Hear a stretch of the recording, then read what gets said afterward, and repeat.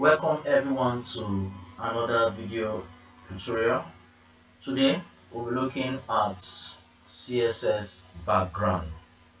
The last class we had an introduction to background color. I introduced you all to background color. So let us continue from there to our text editor. Now you already know that this is the background. Let me wipe away the comment section. Let me just put background as any comments. Background color, which are very slow. So let's say background color where this. Let's say I want to change the background color. So let's say I want black background color. I want to use the RGBA. Then I put I know black is ash 0000. I put 0 here. I don't want any color. I don't want any red or green color. I put 0. I put 0.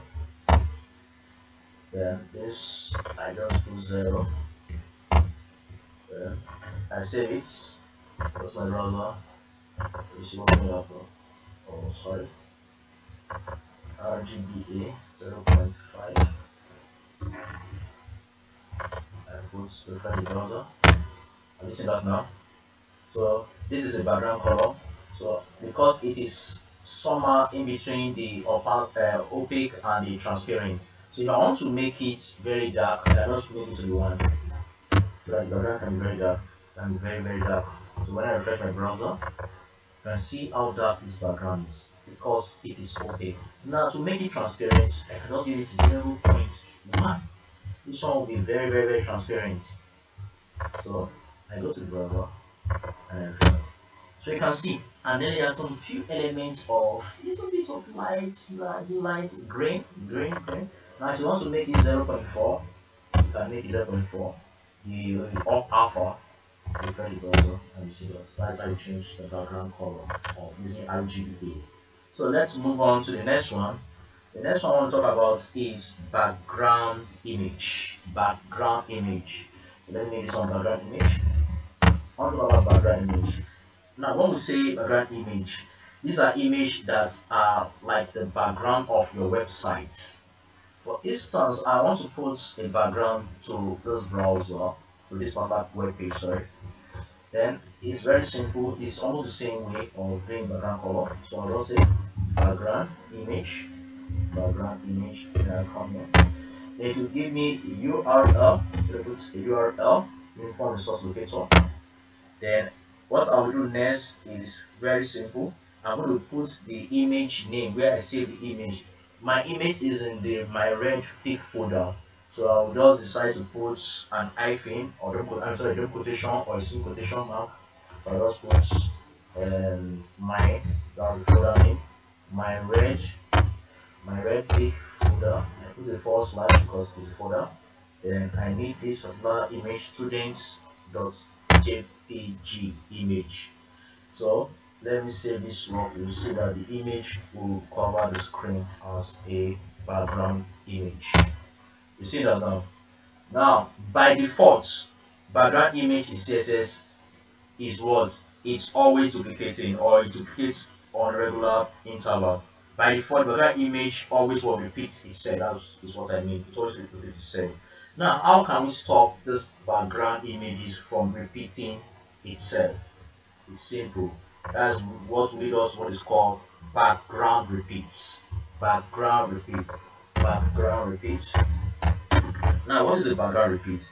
The background repeats enable the images not to repeat itself, and also to repeat itself. So it's all depends on how you set your background repeat. Now let me set my background repeat to none. I want to set the background repeat to none. That is no repeat. I'll just come here and I'll put background repeats, and I'll put no repeats. No repeat means that I don't want my background images to start repeating itself like this. This is not good enough.